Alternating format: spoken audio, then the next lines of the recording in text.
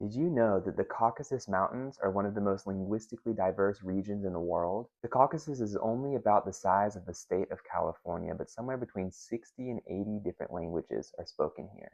The region is also home to some incredible geography, including high, rugged mountain peaks and beautiful lowland valleys. And in fact, it is the geography of this dramatic landscape that has allowed it to become such a hub of linguistic diversity. Welcome to Jack of All Languages. I'm your host, Jack, and today we're going to look at a fascinating part of the world, a region tucked between the Black Sea and the Caspian Sea, known for its spectacular mountain ranges. This region is the Caucasus, and it's home to an amazing array of diverse and complex languages. Let's get started.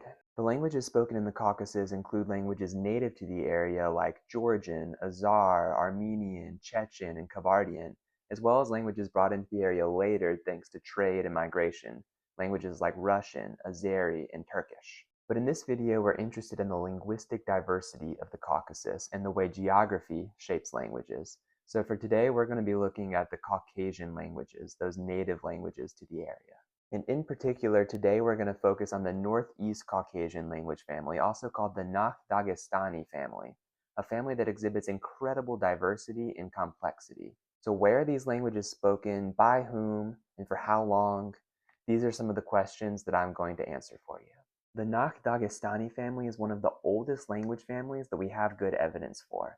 It is thought that it originated between 6,000 and 8,000 years ago, and that it preserves some of the speech of the region's earliest farmers. This fact on its own is already exceptional because in the rest of Western Eurasia, large language families like Indo-European, Semitic, and Turkic languages almost completely replaced the early languages spoken by farmers in this region. But the Nakh Dagestani family survived, and it owes its survival in part to the mountainous geography of the Caucasus. So how does geography shape language? And in particular, how does the mountainous geography of the Caucasus shape the languages spoken there? Well, linguists and geographers have been studying these questions for a long time. One linguist, Johanna Nichols, has described the linguistic situation in the Caucasus as a vertical archipelago. What does she mean by that?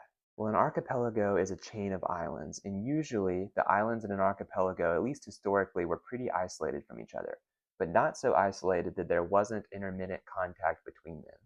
This situation bred linguistic diversification due to the relative day-to-day isolation of these island communities, but also multilingualism because the people from one island still needed to speak the languages of their neighboring islands in order to trade or intermarry or exchange information about, say, fishing routes. According to Nichols, we can think of the situation in certain parts of the Caucasus as a vertical archipelago with its own linguistic islands, where each mountain community, and sometimes even each village, had its own language that had diverged from the language spoken across the valley in the next village over. And what's even more interesting is that these highlanders, the people who lived up in the mountains, had to venture down into the valleys to trade with the lowlanders, or to graze their sheep in lowland pastures during winter months.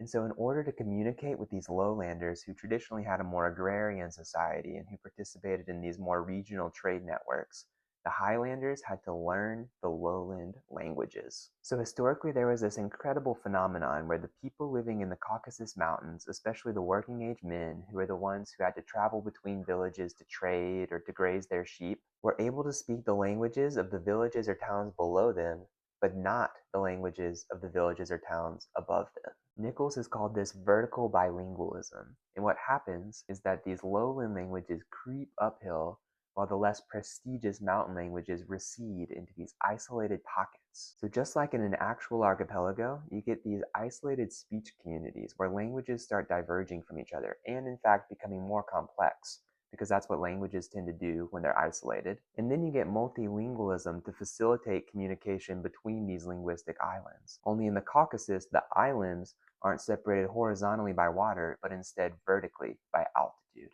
Finally, let's talk about which languages this phenomenon actually applied to. So which languages are and were spoken in this region. Here's where we get to talk about those mysterious ancient Nakh Dagestani languages again, because these are the languages that survived up in the mountains, spoken for thousands and thousands of years by isolated communities of highlanders. Over the centuries, foreign powers, first Persian, then Turkic, and later Russian, brought their languages into the lowlands, and these languages became languages of prestige, languages of government and trade and literature.